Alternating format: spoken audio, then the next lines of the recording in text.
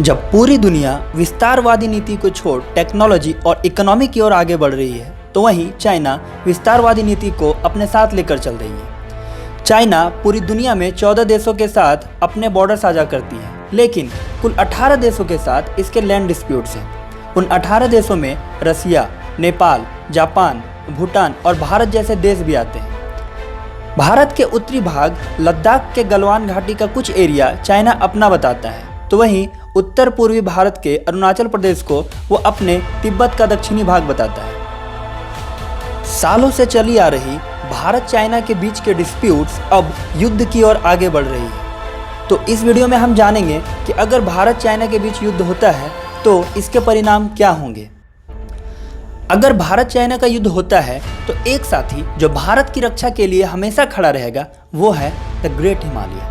हिमालय के पर्वत की वजह से डिफेंस ऑफेंस की तुलना में बहुत आसान होगा और हिमालय की खतरनाक ठंड में लड़ने का अनुभव जो भारतीय सेना के पास है वह दुनिया के किसी देश के सेना के पास नहीं है। ऐसे में अंदर आती चीनी थल सेना के ऊपर भारतीय थल सेना काफ़ी भारी पड़ेगी।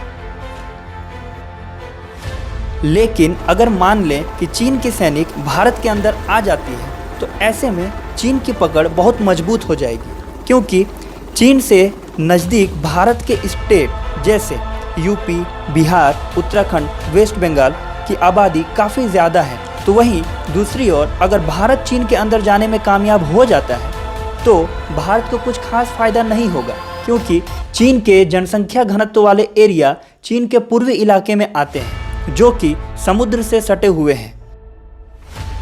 यही वजह है कि दोनों की अपनी अलग अलग स्ट्रेटजी होगी। जहां एक तरफ चीन भारत के अंदर आकर भारत की ज़मीन हड़पने की कोशिश करेगा, तो वहीं दूसरी तरफ भारत चीन को उनकी पोजीशन पे रोकने की कोशिश करेगा।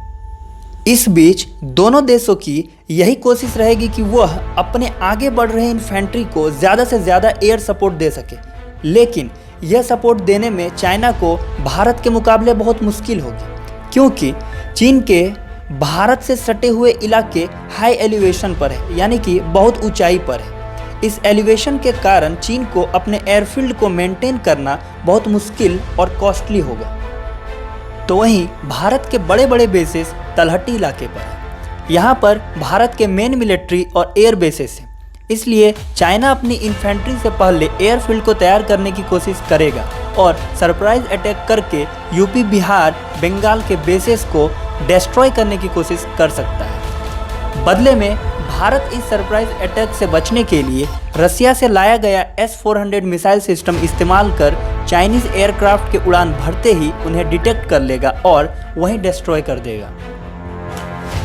एयर सपोर्ट बढ़ाने के लिए भारत ने लाइट कॉम्बैट हेलीकॉप्टर तैयार करके रखा है, जिसकी मदद से हिमालय के ऊपर से भारत बहुत ही आसानी से गुजर सकता है और चाइना पर धावा बोल सकता है। साथ ही दुनिया की सबसे एडवांस लड़ाकू विमान रफाल जो अब भारत के पास है, इसका इस्तेमाल कर भारत चाइना के बड़े बड़े बेसेस को तबाह कर सकती है।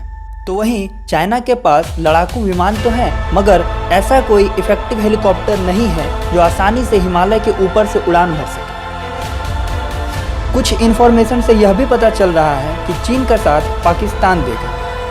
अगर पाकिस्तान भारत का ध्यान अपने बॉर्डर पर लाने की कोशिश करेगा तो भारत 1971 वाली गलती फिर से नहीं दोहराएगा, और वो गलती थी पाकिस्तान के हड़पे हुए ज़मीन को लौटा देना।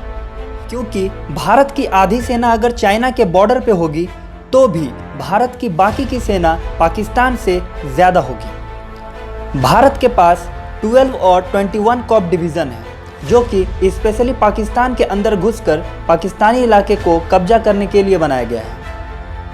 हाँ, ऐसे सिचुएशन में थोड़ा कन्फ्यूज़न हो सकता है कि कितने इन्फेंट्री चाइना बॉर्डर पे लगाए और कितने पाकिस्तान बॉर्डर पे, लेकिन भारत को युद्ध का और युद्ध को जीतने का अनुभव सबसे ज़्यादा है, इसलिए टू फ्रंट वार के लिए भारत ने अपनी सेनाएं पहले से ही बांट रखी, क्योंकि युद्ध सेनाओं के सूझबूझ से लड़ा जाता है और उनकी स्ट्रेटजी डिसाइड करती है कि जीत किसकी होगी। अब हम लोग जानेंगे कि इस युद्ध के प्रभाव क्या होंगे। अगर युद्ध होता है तो चाइना और इंडिया के ट्रेड रिलेशन पूरी तरह से बिगड़ जाएंगे। चाइना और भारत के बीच लगभग $84 बिलियन का ट्रेड होता है, जिसमें से चाइना भारत को $68 बिलियन का एक्सपोर्ट करता है, तो वहीं भारत मात्र $16 बिलियन का ही कर पाता है। अगर ट्रेड रिलेशन बिगड़ते हैं तो चाइना को बहुत बड़ा नुकसान झेलना पड़ेगा। वहीं दूसरी तरफ अगर देखें तो चाइना का पूरा ऑयल इंपोर्ट और finished good export Indian ocean से होता है, जहां भारत की बहुत मजबूत पकड़ है। भारत बहुत आसानी से हिंद महासागर में नाकाबंदी कर सकता है। इस 21वीं सदी में कोई भी देश कितना पावरफुल है, इसकी पहचान उसके इकोनॉमी से होती है। ऐसे में अगर चाइना की इकोनॉमी गिरती है तो भारत एशिया का सबसे पावरफुल देश के रूप में सामने आएगा। तो आज की वीडियो में बस इतना ही। आने वाली अपकमिंग वीडियोस के लिए चैनल को सब्सक्राइब करना ना भूलें।